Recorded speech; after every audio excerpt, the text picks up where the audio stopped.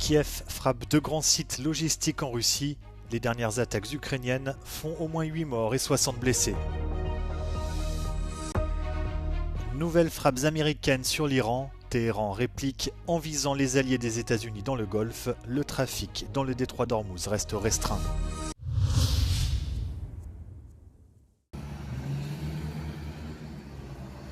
Des attaques de drones ukrainiens menées dans la nuit de vendredi à samedi ont fait au moins 8 morts et 60 blessés en Russie. Deux grandes installations logistiques ont été touchées, l'une dans la région de Tambov, l'autre à une cinquantaine de kilomètres à l'est de Moscou.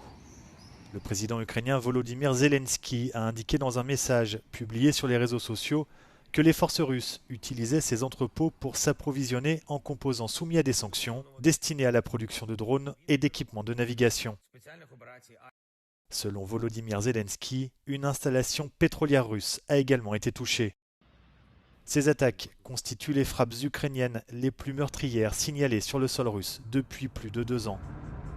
Elles interviennent alors que Kiev poursuit sa campagne aérienne contre les infrastructures énergétiques et les cibles militaires en Russie dans le but de saper l'effort de guerre de Moscou et de faire ressentir aux Russes les conséquences de l'invasion de l'Ukraine.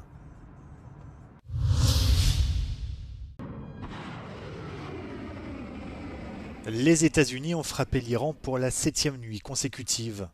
Des sites de surveillance, des infrastructures logistiques militaires, des dépôts d'armes souterrains et des cibles maritimes ont été ciblés selon l'armée américaine. L'Iran dit avoir riposté en visant des alliés des États-Unis et leurs bases dans la région. La Jordanie, le Koweït et Bahreïn ont signalé des attaques. Le Koweït a notamment annoncé qu'une deuxième centrale électrique et de dessalement d'eau avait été attaquée par l'Iran, provoquant un incendie et la mise à l'arrêt d'unités de production. Une attaque similaire contre une autre centrale avait déjà causé des dégâts la veille. Le trafic maritime dans le détroit d'Ormuz reste lui restreint en raison du conflit en cours. Les gardiens de la révolution iranien disent avoir stoppé 4 navires qui tentaient de franchir le détroit.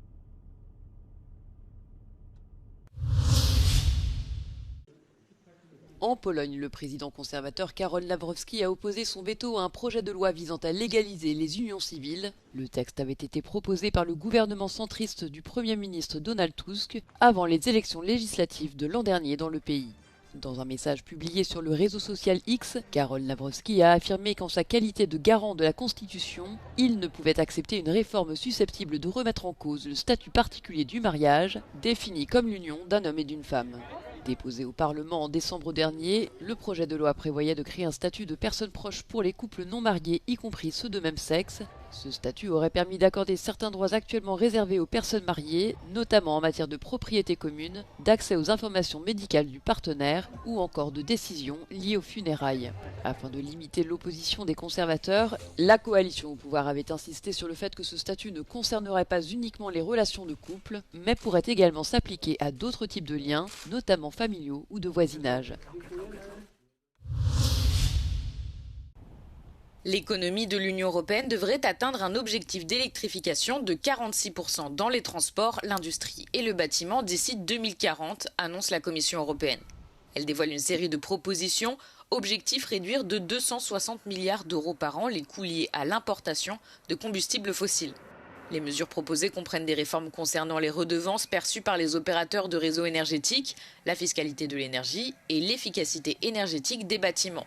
Bruxelles intensifie ses efforts en matière d'électrification dans le cadre d'une course effrénée pour trouver des solutions afin de compenser la perte d'approvisionnement en pétrole et en gaz provenant du détroit d'Ormuz.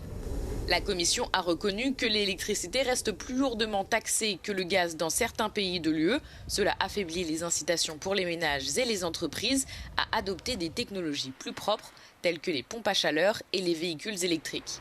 Bruxelles propose donc un principe juridique obligeant les États membres à veiller à ce que l'électricité ne soit pas taxée plus lourdement que le gaz. Il laisse cependant au gouvernement la liberté de déterminer la structure de leurs systèmes fiscaux nationaux.